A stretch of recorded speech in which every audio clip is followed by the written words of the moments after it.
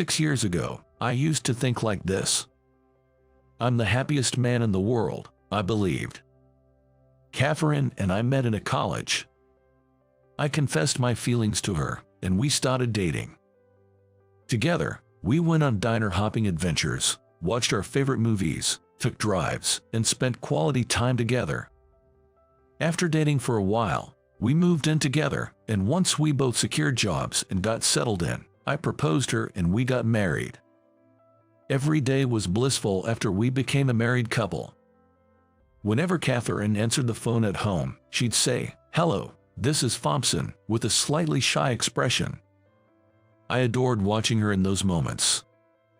For our first wedding anniversary, we decided to make it a memorable one and plan a spa getaway. I took the afternoon off to buy Catherine a surprise gift and stopped by a jewelry store. Just as I stepped outside after making the purchase, my cell phone inside my bag rang. "Is this Mr. Robert Thompson's?" It was the police on the other end. At that moment, I felt my blood drain from my face. Could Catherine have gotten involved in some kind of incident? That crossed my mind.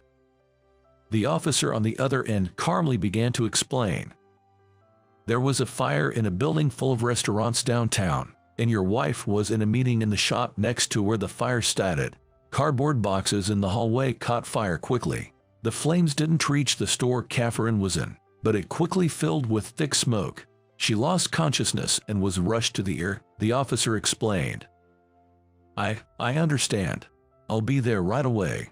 I felt disoriented and panicked, but I managed to hail a cab and rush to the hospital where Catherine was taken. The 30-minute ride to the hospital felt like hours. My heart raced. Please let her be okay. But my prayers went unanswered. When I arrived at the hospital, Catherine was already covered with a white sheet. The doctor tried to explain, but I couldn't absorb any of it. I sank to the ground, my mind a blank. After 1 week after funeral, I returned to work, just getting through each day. That was all I could manage.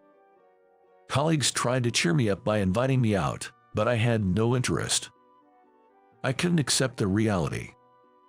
Then, after marking the 5th anniversary of her passing, something unexpected happened one day.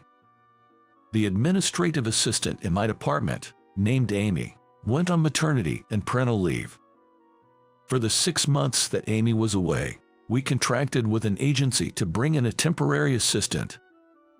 On the following Monday, during the morning briefing, the temp, named Jessica, was introduced. "I'll be here for the next 6 months. Looking forward to working with you," she said, bowing slightly. My boss gestured towards me and said, "Robert, could you?" He then explained to Jessica, "Follow Robert for a while to learn the ropes." I couldn't help but stare at Jessica. I felt my heart pounding. I managed to maintain my composure and said, "I'm Robert. Nice to meet you," but I probably stared at her too intensely. She looked so much like Catherine. So identical that I wondered if she was Catherine reincarnated. This is gonna be tough, mentoring her. "Jessica, how good are you with computers?" I asked. She smiled briefly and said, looking me straight in the eyes, "I have a basic understanding of everything." I remember Catherine always smiled first before answering confidently. In the evening, when I happened to glance at her entering data, our eyes met. As I hastily tried to look away, she quickly stood up and came rushing over to me. With a cheerful smile, she offered me a candy, saying, "Here you go, Robert. When you're tired, take some glucose." I recalled Catherine giving me the same advice when I brought work home. And then, I realized I was searching for Catherine in her. I always thought Robert was approachable, but sometimes he looks so sad. Is it just my imagination? When I ask about work, he explains everything thoroughly, but he rarely talks about his family. What concerns me most is that I've never seen Robert laugh. He must have gone through something tough. But I shouldn't pry into someone's private life. Still, I couldn't help but wonder how hard it must be to live without a smile. Then, a month later, I came in bitterly to finish the presentation material for the joint meeting among 3 companies scheduled for the next day. I noticed a commotion in the department. "What's going on, boss?" When I asked, I discovered a shocking situation. A late-night lightning strike yesterday caused problems with most of the company's computers. My own computer was damaged too. It wouldn't even power on. The presentation material was strictly confidential, so I couldn't back it up to external drives like USBs. "Man, this is tough, but we have to get this done today, right?" To the visibly flustered boss I said, "Do we have any computers available right now? I'll do whatever it takes to redo the work." With that, I braced myself for what was ahead. A bit before starting time, Jessica came in, so I decided to get her help with data collection. Before we knew it, it was already 6 p.m., the end of the workday. "I'll take care of the rest," I told Jessica. But she smiled and replied, "No, I'll stay too. There's still work I can do, right?" "No, Jessica, I don't think we'll finish until after midnight. If you stay any longer, it would be a breach of your contract with your staffing agency." Upon hearing this, she murmured, "Oh, right," and after saying, "All right then, I'll be going," she clocked out and left. However, to my surprise, she returned an hour later. "Why are you? Didn't you go home?" Stunned me was met with a smile from Jessica, who said, "It'll be faster if we both do it." "Oh, consider this as volunteering, so it's outside of the contract," and she cheekily stuck her tongue out. "But first, let's eat. You know what they say, an army marches on its stomach," she said, laying out sandwiches, salad, and soup on the desk. "Thank you, but after eating, you should really go. I don't want you to miss the last train." I tried to persuade her, but she was quite stubborn. Once she made up her mind, there was no changing it. Even in that, she was so much like her. Even then, I couldn't help but see my wife in her. "Robert, do we need a graph for this strength explanation?" "Well, we need a graph from an experiment conducted in Japan about metal strength. I'll look it up later," I said, thinking she could first extract the local data. Jessica then smiled and said, "No worries, I can do it. I understand Japanese." Her Japanese skills were impressive. She found international sites on metal experiments that I wasn't aware of and translated them swiftly. And by 4 a.m., we finally completed the material. Thanks to Jessica, I finished 3 hours earlier than I expected. She made 2 coffees and said, "I'm glad it's done," with a smile. Then suddenly, I decided to ask her something I'd been curious about for a long time. "Hey Jessica, this picture is of my wife. Do you happen to know her?" I showed her a photo of Catherine saved on my phone.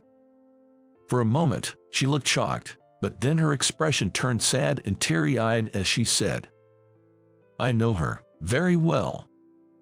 "So, you are Catherine's husband. Were you close friends with Catherine?" "It's our first time meeting, right?" As I asked, she began to slowly share her story. "Catherine and I are cousins and grew up together.